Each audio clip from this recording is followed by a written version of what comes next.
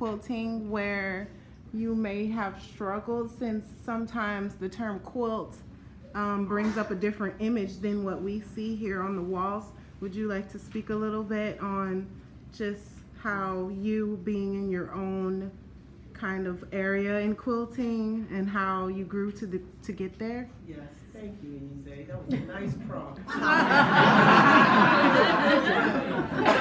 Okay, it's not here at the quilt that's at the Creole Art Center. If you saw that quilt, that was actually one of the very first quilts that I ever created, and I created it in 1997. And at that time, I decided I wanted to join the local quilt guild. So I went to a meeting with that quilt, and the first thing that someone said to me was, "Oh, you're not a quilter. You're a fiber artist." And I was like, okay, you know. But later on, another quilter that was in the room said, "We have a smaller group. We call the Innovative Quilters. Yeah. The Underground Railroad is if you want to join us in the Underground Railroad, you're welcome to come." But that same quilt toured in the United States with a show called Roots of Racism, Ignorance, and Fear. And the last stop was the High Museum in Atlanta. And the State Department saw it. And so I get a letter from the State Department. I'm like, oh my God, State Department. Why are they writing me? The State Department has an art and embassies program.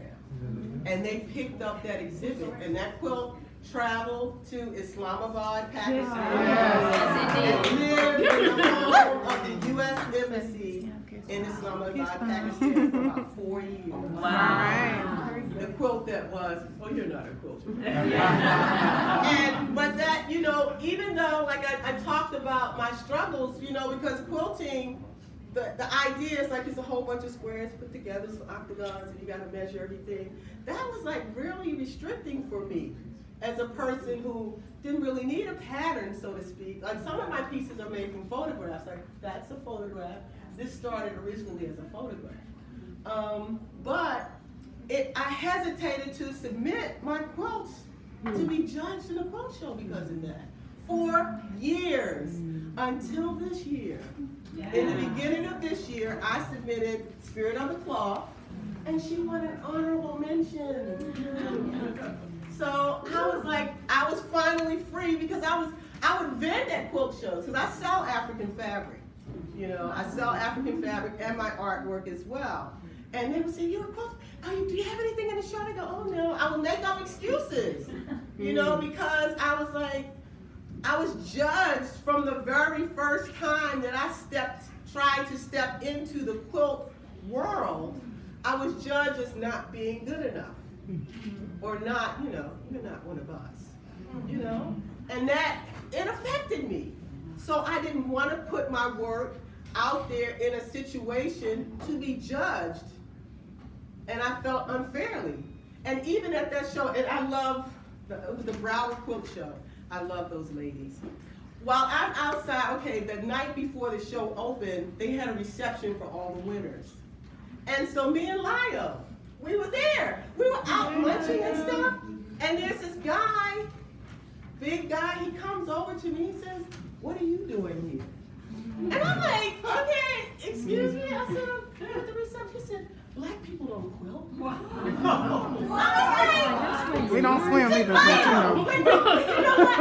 We burst out laughing because we were like, he can't be serious. Right. He can't be serious, but he was.